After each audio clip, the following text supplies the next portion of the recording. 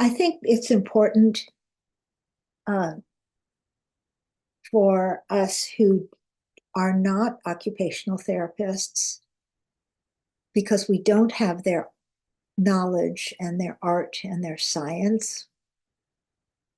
It's important for us to put on our imaginary sensory spectacles.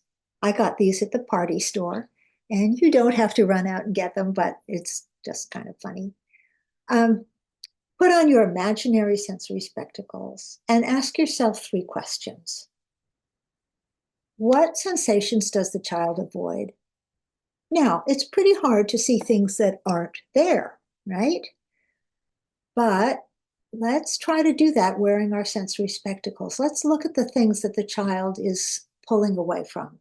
It could be unexpected touch or movement that derails the child, makes him hang back or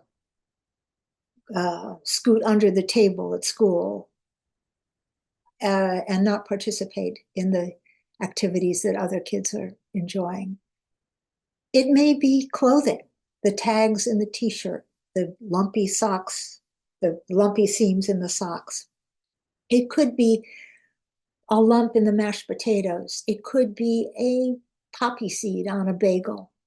There are because there are the mouth parts are so sensitive. There's so many tactile receptors in the mouth.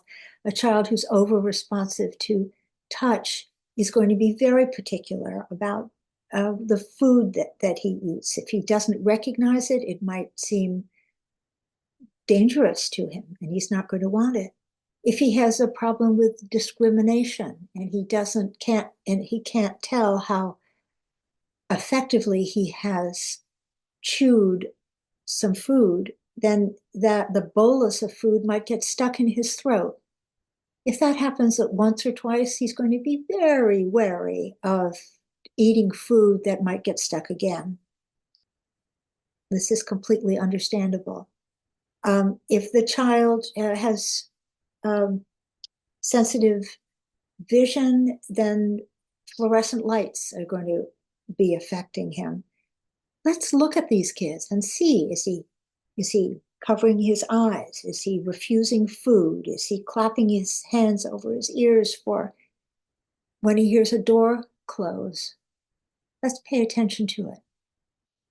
A second question is, what sensations does the child actively seek? Maybe this is a swinger, a climber, a jumper, a fidgeter, a chewer. If he's chewing on his t-shirt collars and cuffs, if he's constantly fidgeting with pencils and strings, let's pay attention. He's uh, seeking something. We might not be able to nail it down exactly what it is, but if we keep watching, we might be able to get some clues about what the child is seeking that he needs to get regulated. A third question is, what sensations calm and organize the child?